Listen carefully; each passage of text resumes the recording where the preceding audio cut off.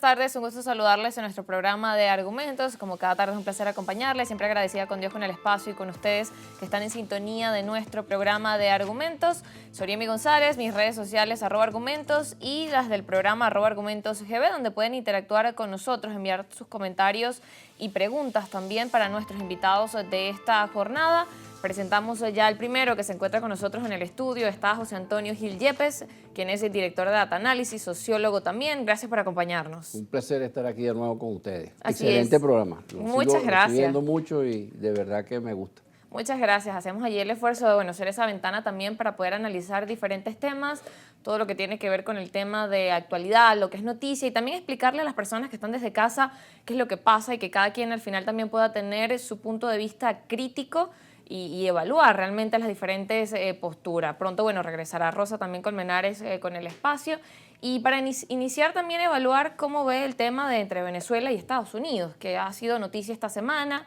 En principio, lo que se publicó desde una agencia internacional, que se iba a extender la licencia de Chevron por 60 días más, luego lo confirma un representante del gobierno estadounidense y ahora que publica Marco Rubio que realmente no se va a extender y la licencia se termina este 27 de mayo. Eso realmente deja muchas dudas sobre qué está pasando, si realmente cómo van estas negociaciones y qué es lo que ocurre realmente allí entre esta relación Venezuela y Estados Unidos, donde al final uno se pregunta, ¿quién gana en cada uno de estas decisiones que se toman? Bueno, yo creo que ahí no gana nadie. Y si Trump en su primer gobierno tuvo un enfoque de cambiar el gobierno a través de las presiones de múltiples sanciones, no lo logra. Luego viene Biden y tiene otro enfoque que es tratar de que el gobierno de Venezuela cambie sus políticas. Bueno, y entonces vienen las licencias, etcétera. Me pareció un mejor enfoque. Pero en definitiva, todo esto ha fracasado y no solamente afecta a Venezuela y a todos los venezolanos, empresarios, pobres, ricos, políticos, sindicalistas, trabajadores, lo que sea, el consumidor en general, a través del tema de las sanciones y la restricción económica, sino que afecta también los intereses de los Estados Unidos. Es decir, esta es una herida autoinfringida por los Estados Unidos, porque en la medida que ellos se retiran, sus competidores mundiales, que son fundamentalmente China, Rusia, Irán, seguidos en cierta forma por Turquía, por la India, etcétera, cobran espacios en Venezuela. Entonces, ¿qué interés puede tener los Estados Unidos? No solamente en el volumen de producción de petróleo de Venezuela con las reservas más grandes del mundo y que son, yo trabajé en PDVSA 6 años, y que son mayores de las que se confiesan. Esto es una mentira al revés. No es que están sobredimensionadas la cifra de 300 billones de barriles. No. Es que es más. Porque cuando esa cifra, yo trabajé en PDVSA en los 80, cuando esa cifra se anunciaba en aquella época, eran 290 mil millones de barriles. ¿Y la tecnología sigue siendo la misma? No, la tecnología es mucho mejor, mucho mayor. Entonces, es muy conservadora la cifra que se da como las mayores reservas del mundo y que están en Venezuela. Bueno, entonces, a Estados Unidos, aparte de que necesita el volumen, porque Estados Unidos, al volumen de producción de Estados Unidos de hoy le quedan 6 años de petróleo. Y lo mismo en otras zonas, en Europa, en el Mar del Norte, etcétera, le quedan poquísimos años de petróleo. ¿A quién le van a pedir petróleo? ¿Al Medio Oriente, que es un polvorín, o se lo van a pedir a Rusia, que es su competidor declarado? Entonces, y ya miren lo que le pasó a Europa cuando sancionaron a Putin, a Rusia, por haber invadido a Ucrania. Bueno, que se vieron en apretón en materia energética. Entonces, esas sanciones, eso no tiene sentido. Eso no tiene ningún sentido. Ahora, Estados Unidos a su vez entonces tiene dobles estándares. Entonces, ¿será que el gobierno de Estados Unidos no es monolítico? Bueno, ¿cómo va a ser que un gobierno que ha tenido una trayectoria de 200 y tantos años como un gobierno creíble, como un gobierno confiable, pues que te guste o no te guste, pero como un gobierno con unas instituciones, con unas reglas de juego y con unas leyes y con una coherencia? Entonces, ¿qué es esto? y te peleas, empiezas peleándote con Occidente, con tu vecino, con Canadá, con Europa, que es tu gran aliado de toda la vida. Entonces, ¿qué están haciendo? Yo creo que de verdad que la situación es muy, muy complicada en ese sentido y deja mucho que desear. Sin embargo, si uno observa las cosas que suceden, en lo que se dice en el gobierno norteamericano sobre Venezuela y lo que dice Venezuela sobre el gobierno norteamericano, se ve que los voceros, sobre todo tanto Trump como el señor Maduro, se cuidan mucho de no ofender, de no elevar el tono, de mantener cierta discreción, como que no voy a decir nada o voy a decir poquito. Pero no como estaban acostumbrados a hacerlo. Bueno, hace 15 años, pues, insulto para acá, insulto para allá. Eso no está pasando. Entonces debe ser que hay negociaciones que uno no conoce, muy discretas, muy por debajo de. Ahora, quiero hacer un llamado a los venezolanos, no solamente al empresariado, no solamente a quienes gobiernan, no solamente a los sindicalistas, a los trabajadores, al consumidor y a la opinión pública en Venezuela. Ese eje de incertidumbre, que es petróleo, que es rentismo, ese eje no es la respuesta, ahí no está la respuesta fundamental a lo que puede suceder en Venezuela y a lo que debería suceder en Venezuela en el mejor de los casos. Es otro eje, es el eje de cuál es tu política económica hacia el desarrollo del país. Fíjate que a Deicopey mantuvieron una política fundamentalmente rentista, sobre todo a partir del cambio de política petrolera en el último trimestre de 1973, primer gobierno de Caldera, último trimestre. Y después en el 74 vino entonces la gran bonanza en el primer año de Carlos Andrés Pérez, porque empezamos a cobrar la factura petrolera no a $2 por barril, a $14 por barril. ¿Ok? Y estábamos montados en 3 millones y pico de exportación. Caramba. Bueno, aquello fue un jolgorio y un disparate. ¿Okay? Se disparó la inflación.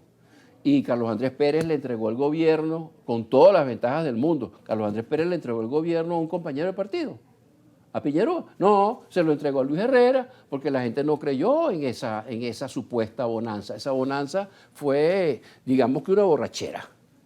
Y después viene la resaca, viene el dolor de cabeza. Mira, la gente votó por Luis Herrera. Entonces, a partir sobre todo de allí, se crea una volatilidad macroeconómica que termina limitando el crecimiento de la economía venezolana, sobre todo en su diversificación. Aquello que decía Uslar Pietri, hay que sembrar el petróleo, hay que sembrar el petróleo. No es solamente sembrar el petróleo en hacer obras de infraestructura. Caramba, Pérez Jiménez dejó todas estas autopistas. Los gobiernos de la democracia han dejado todas estas instalaciones de agua, de represas, de otras autopistas, hospitales, etcétera. Eso es puro concreto. ¿Dónde está la diversificación de la economía venezolana? Esa no está. Entonces, cada vez que sube el petróleo te va bien, cada vez que baja el petróleo te va mal. Claro, y como dice, los escenarios de incertidumbre siguen estando y esas infraestructuras hoy en día habría que preguntarse también cómo están, porque ese concreto también se deteriora y ese concreto también no ha recibido mantenimiento. Pero ¿dónde está la solidificación de una economía que deje de depender del volumen y del precio del petróleo? ¿A dónde está? No, esa AD, Copey, Chávez, Maduro, esa no les ha interesado, porque en la medida que se diversifique esa economía, en la medida que se diversifiquen sobre todo las exportaciones no petroleras, entonces tú tienes un sector privado mucho más fuerte.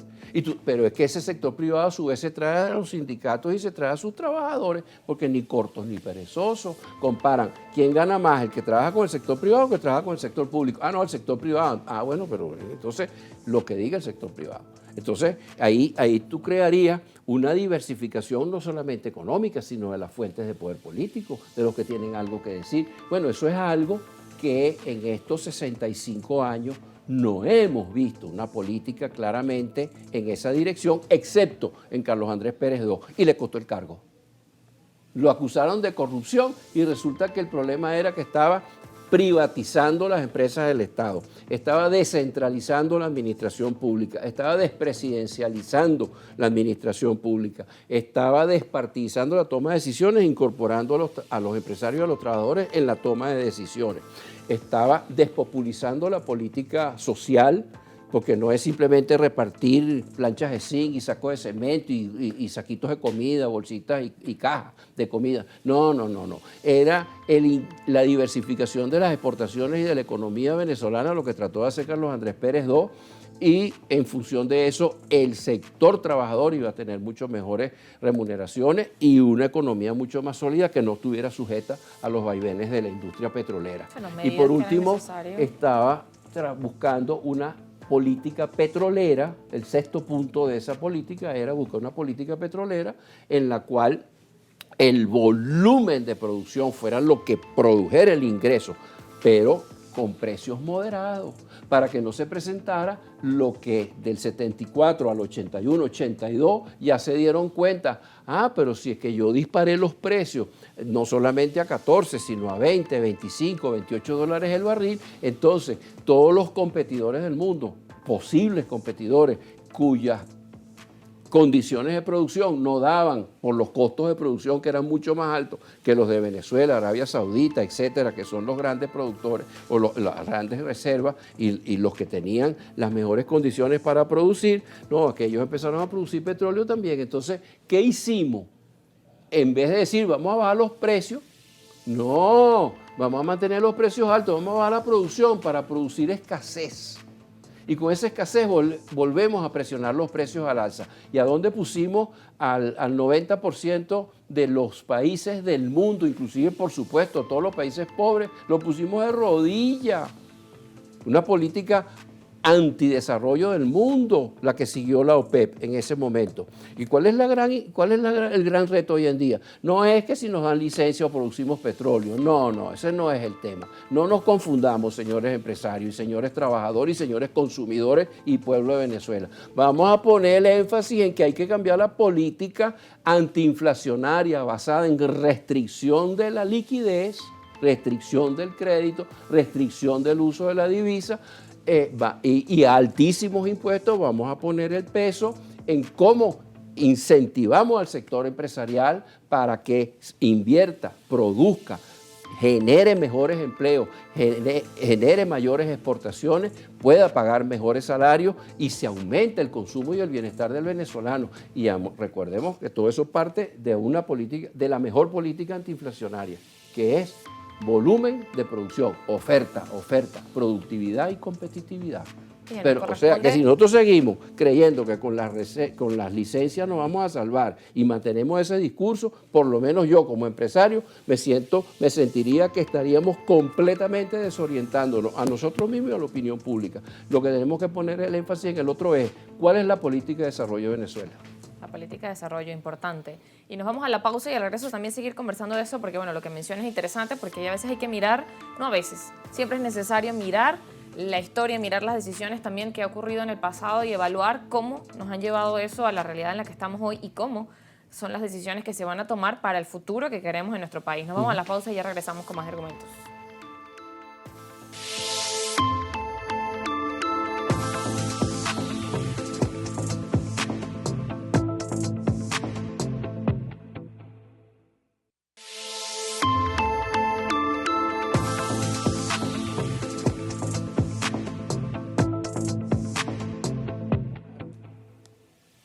Seguimos en Argumentos conversando con José Antonio Gil Yepes, el director de Data Analysis, y hablando acerca de precisamente haciendo este análisis de las decisiones que se ha tomado en el país y cómo realmente es importante centrarse hoy en día y que no solamente son los sectores, como usted decía, bueno, le hacía un llamado a los empresarios, a los diferentes sectores que producen en el país, sino también a los actores políticos, porque realmente el cómo pueda avanzar nuestro país depende de cada uno de esos actores, la visión y las propuestas también, como decía, bueno, es centrarnos en realmente qué va a hacer el país, independientemente de lo que pase, de las medidas que tome Estados Unidos, que inciden, por supuesto que sí, pero además de esas incidencias, de lo que pueda pasar con la licencia y cómo realmente centrarse hoy en el país a poder construir esas ideas que mencionaban, bueno, que nos ayuda a avanzar y a dejar atrás el tema de, bueno, depender netamente del petróleo, de centrarse también en invertir en otras áreas y producir. Cuando hemos visto que, bueno, en nuestro país quizás diferentes inversiones se inician y no se terminan, donde hay tantos casos de corrupción y realmente se ha hecho como complejo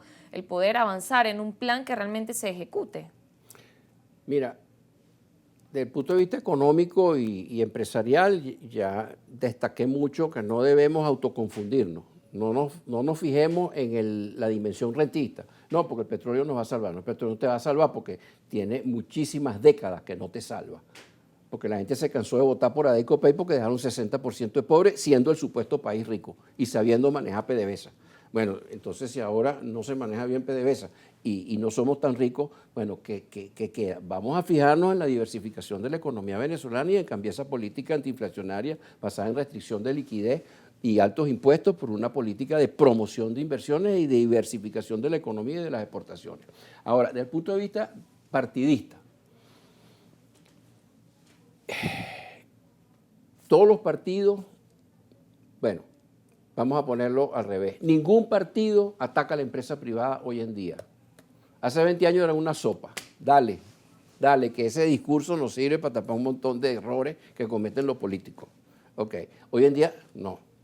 La mayoría de los que tú hayas entrevistado aquí o la mayoría de los que entrevistan en la mañana, etcétera, la empresa privada es fundamental. Y la mayoría trabajan. Avanzamos en algo. El mundo no ha encontrado una opción al capitalismo en el eje económico. En el eje político tú puedes ser como la China, puedes ser de partido único, como Vietnam, como Corea del Norte, como Cuba, etcétera. O el mismo Nicaragua, que prácticamente hay muchos partidos, pero no pueden hacer muchas cosas. Ok, pero en el eje económico, ¿quién es el primero que no se mete contra el empresariado Ortega en Nicaragua? Ni loco los toca, porque sabe que se hunde. Ahora, nosotros tenemos el problema que se puede convertir o se convierte y se ha convertido en desgracia, que es que el dinero del petróleo entra por el sector público y el sector público resuelve su problema por los ingresos petroleros del cual es propietario, porque es propietario de las acciones de PDVSA, o le cobra impuestos o le cobra regalías. Renta, regalías o impuestos. Entonces resuelve su problema. En Colombia no puede hacer eso. En Colombia el gobierno tiene que hacer que, como en Nicaragua o como en todos los países, tiene que hacer que el empresariado tenga éxito para que pague impuestos. Porque si tú abandonas al empresariado, el Estado no tiene con qué funcionar. Entonces la relación de un Petro, por más de izquierda que puedan querer algunos decir que si era guerrillero, que era... ¿Cómo no? Pero no se puede meter con el sector privado. La señora Sheinbaum es mucho más de izquierda que Petro probablemente. Y se mete y va contra el sector privado mexicano. Está loca, se queda sin plata, no funciona el régimen. ¿Tú sabes cuál es la bendición de México? Que las exportaciones mexicanas provienen del petróleo en un 6%, el resto son exportaciones privadas. Entonces no te metas con esas empresas. Eso ya lo hemos aprendido. Ahora, y eso lo aprendieron los políticos. Lo que no han terminado de aprender es que hay que insistir en soluciones. Y también nos hemos acercado en esa dirección. Aquella época de cuando Chávez y los primeros años de Maduro, crítica. Bueno, ya sabemos, todas esas críticas ya las sabemos, pero ¿y cuál es la solución? Que es una de las cosas que la opinión pública reclama en las encuestas. Esto es pura crítica. Y entonces, cuando tú le preguntas, bueno, si tú no eres del gobierno, no apoyas al gobierno, no te gusta el gobierno, ¿tú eres de la oposición? No, tampoco. ¿Y por qué? Bueno, porque eso es pura crítica y es desunión. Entonces, los señores políticos del país tienen que entender que con decenas de partidos que existen en Venezuela, tú no vas a organizar una oposición efectiva. No tienes capacidad de movilización. Y donde no hay movilización, no existe un juego político. Porque la clave de la política es la opinión, pero esa opinión la tengo que canalizar a través de una organización y en esa organización alguien tiene que decir, vamos a movilizarnos para insistir en este tema. Cuando tú le asomas la garra y te movilizas porque tienes una idea, una opinión, una organización y una movilización, el otro recula. Pero si tú no tienes cómo movilizarte porque estás desunido, y sí, cómo no, yo quiero sustituir a Chávez en el poder, yo quiero sustituir a Maduro en el poder. Ajá, pero ¿cuántos son? No, somos 20, y si va a llegar este y no llego yo, entonces no. Ah, eso política no es un desorden. Esa es una deformación de la política. Entonces, ¿y qué hace falta? eso nos lleva a las elecciones. Ajá, eso nos lleva a las elecciones. ¿Qué Si hace falta justamente en ese panorama? La esencia de los cambios de gobierno, sea nacional, municipal, regional, es la movilización. Entonces, ¿cómo vas a desmovilizar a la gente? Ah, no, que no voten. ¿Cómo es eso? Explícame. Eso es como que tú me pongas enfrente. Mira, aquí en esta calle hay un bombillito. Bueno, hay algunos huecos en el camino, pero la cosa está bien. Y ese bombillito me medio alumbra y te metes por ahí. Ese es el voto. Pero en esta calle está oscura. No sabemos si hay huecos y hay tigres y hay culebras. Pero como no se ve, tampoco. Métete por ahí. ¿Cuál es la única herramienta que tenemos nosotros? Los que no pertenecemos a partidos, los que estamos dedicados a nuestro trabajo, a crear valor. ¿Cuál es la única herramienta que tengo yo? El voto. Yo no tengo cañones, yo no tengo sables, yo no tengo micrófonos, yo no tengo más nada que mi trabajo. Entonces yo me tengo que meter por donde está la lucecita. Entonces, no, que el gobierno va con ventaja. Bueno, pero, ajá. ¿Y qué le dijo Jaruzelski en Polonia cuando por fin, que era primer ministro y secretario general del Partido Comunista Polaco en 1989, 90, le dice a Lech Walesa, el dirigente aquel famoso del Partido Solidaridad que todavía existe, que le dice, cuando le dice, bueno, vamos a aceptar que tu partido vaya en Polonia, como en todos los países, bajo la influencia de la Unión Soviética, solamente había un partido, el Partido Comunista, polaco, húngaro, checoslovaco, etc. Bueno, ¿qué le dice este señor Jaruzelski, que es el jefe del comunismo en Polonia? Le dice a Lech Walesa, bueno, sí, está bien, tu partido va, pero el Partido Comunista ya tiene el 60% de los diputados asegurados en la asamblea que vamos a elegir. ¿Y qué le dijo Lech Walesa? Ah, no, porque como aquí no hay condiciones, yo no voy a votar. Y le dijo, vamos. ¿Y qué pasó? Que sacó más del 90% de los votos Solidaridad. ¿Y qué pasó? Que al mes estaba renunciando Jaruzelski. Y al año siguiente, o al año y pico, en el año 90, 91, estaban eligiendo presidente de Polonia como presidente, bajo un régimen democrático, presidencialista. No el primer ministro del régimen soviético, al señor Lech Walesa, que tuvo un desempeño bastante bueno, afortunadamente. Bueno, entonces, es como que las condiciones perfectas, ¿dónde? Eso no existe. Eso no existe. Dentro de esas preguntas justamente nos vamos a la pausa, pero luego sería bueno también que explique cómo está la dinámica, los factores que inciden hoy en el elector, en lo que opina también para decidir votar o no, porque también entre muchos de los invitados ha comentado, bueno, también hay un límite de respetar quien tome su decisión, porque bueno, cada quien debe elegir, voy a votar o no voy a votar y saber las razones conscientes por las que lo hace. Pero por otro lado también hay muchos que dicen, bueno, realmente sigue siendo todavía una opción, son muchas dudas que todavía quedan en la ciudadanía y que bueno, nos gustaría que responda después de la pausa. Ya venimos.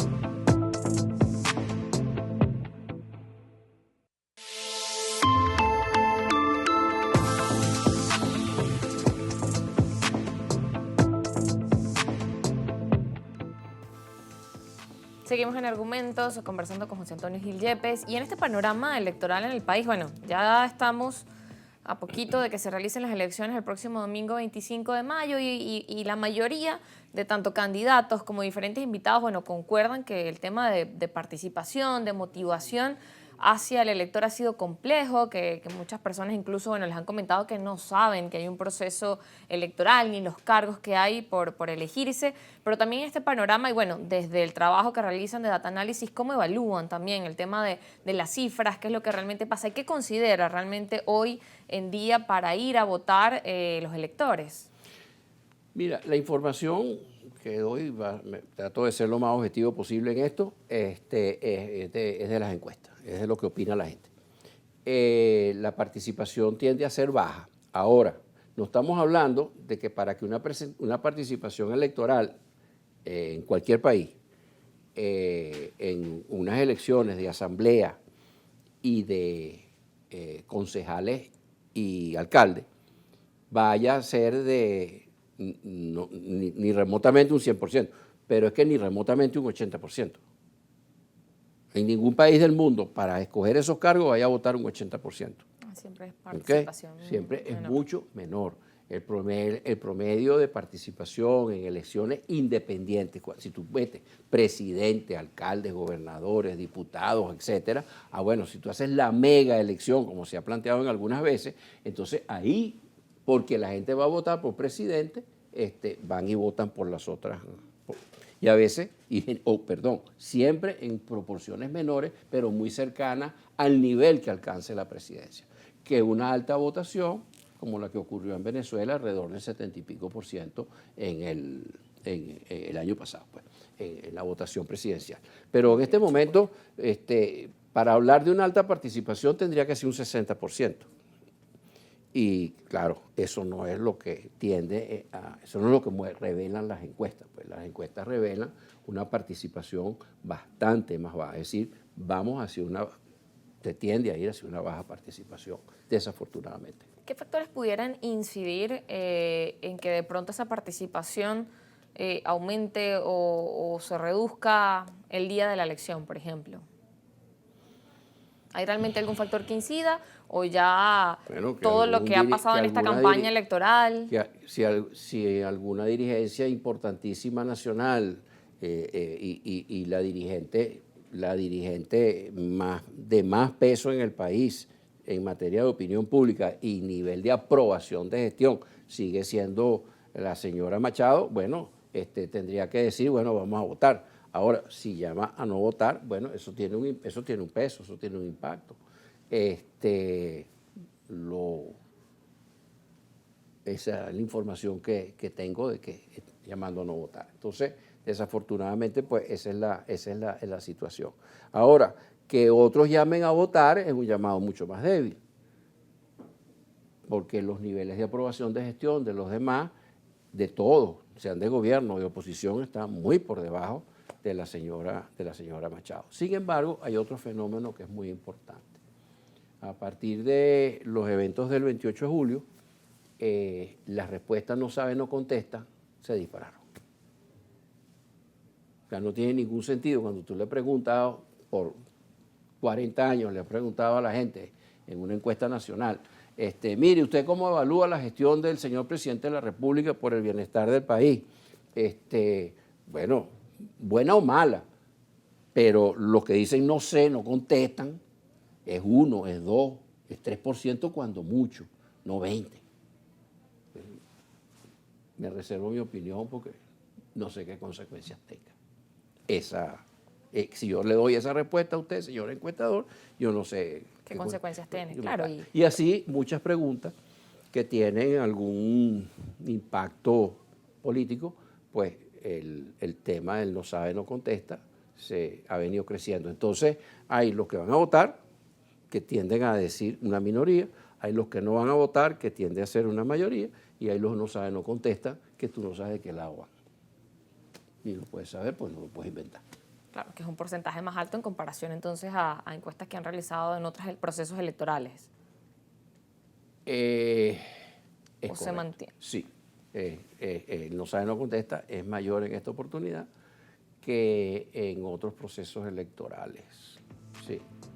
Claro, y ahora también ya para ir cerrando, evaluar también otro factor que dentro de esta campaña, que bien es corta, que incide el tema de los recursos, también algunos analistas mencionaban que, bueno, de parte del gobierno no observaron una campaña tan intencional como en años anteriores y que también, bueno, el tema de la abstención sigue siendo como beneficio para ellos. ¿Cómo evalúa también ese Bueno, programa? no, claro, obviamente. El gobierno tiene una idea, una organización y una capacidad de movilización y los recursos para movilizar. Mucho más organizado, mucho más unificado que lo que tenga cualquier partido de oposición. Entonces, el gobierno ahí tiene una ventaja de movilización. por pocos del gobierno que vayan a votar, si del otro lado no solamente son pocos los que van a votar también, sino que están divididos en diversas candidaturas, pues obviamente el gobierno ahí tiene una ventaja. Entonces, al gobierno lo beneficia su capacidad de organización, movilización y recursos. Lo beneficia la abstención, lo beneficia el divisionismo y multiplicidad de candidatos que presenta la oposición, con escasísimos ejemplos de esfuerzos opositores por tener un solo candidato. Y los hay ejemplos. Por ejemplo, a Luis Eduardo Martínez alianzas. Como gobernador de Aragua lo apoyan 20 movimientos. Bueno, ahí hay un esfuerzo, pues ahí hay una sensatez. Pero no cada uno... ¿Ah? No es en todos los casos. No, esa es la minoría de los casos, pues y hay otro ejemplo. Pero esa es la circunstancia en las cuales estamos yendo a unas elecciones.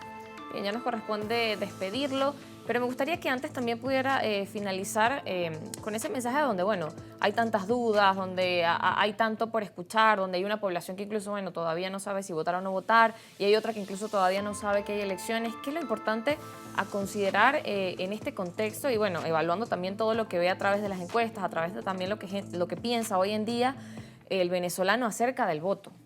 Mira, la clave del voto es la satisfacción que sienta el venezolano, la población de cualquier país, y esa satisfacción depende, en la mayoría de los casos, pues, en buena medida, de la situación económica. Cuando está tan importante que cuando es así, que en agosto del 2022 ya llevábamos año y medio creciendo, poco, pero creciendo, y con un tipo de cambio sumamente, y una ligera devaluación, pero muy controlada, era un crawling peg, era poquito a poco, lo cual hacía predecible el tipo de cambio. Ese tipo de cambio manejado así no tiene un impacto inflacionario, y de repente, en la última semana de agosto del 2022 se dispara el tipo de cambio, y detrás se dispara la inflación. Y pasaron 6 meses hasta marzo, cuando el gobierno volvió a estabilizar el tipo de cambio y volvió a lograr controlar la situación, como para que la inflación no siguiera apabullando y la devaluación no siguieran apabullando al consumidor venezolano. Bueno, mira, en agosto del 2022, el señor Nicolás Maduro tenía 27% de aprobación de gestión, porque había subido 17 puntos en año y medio por ese ligerísimo e insuficiente crecimiento económico, con una caída importante del nivel de inflación y bastante estabilidad del tipo de cambio. María Corina Machado en ese momento no era nadie. Tenía 17 puntos y estaba empatada con el conde del Guácharo. ¿Quién iba a ganar esa elección corrido? Nicolás Maduro. 6 meses más tarde, las encuestas de marzo del 2023 te daban un Nicolás Maduro que había perdido 6 puntos de 27 a 21 y una María Corina Machado que había subido de 17 a 48. Estaba solita allá arriba. Entonces, el gran mensaje para el gobierno y la oposición: resuelvan la economía. Y no es con licencias y petróleo, es llamando al empresariado a producir. Si el gobierno llama frente a esa sorpresa de ese disparo inflacionario y cambiario, si el gobierno llama en agosto del 2022 al empresariado: bueno, mira, vamos a arreglar esto, vamos a provocar confianza, vamos a entendernos y vamos a diversificar la economía, y usted va a ser un gran exportador de diversos renglones, para estabilizar nuestra economía y salir del rentismo petrolero. Bueno. Claro, otra sería la historia. Gobierno para siempre. Gracias por acompañarnos en nuestro espacio de argumentos. José Antonio Gil Yepes, quien es director de Data Análisis y también sociólogo. Gracias por estar en Argumentos. Un placer. Nosotros nos vamos a la pausa y al regreso recibimos a otro invitado. Ya venimos.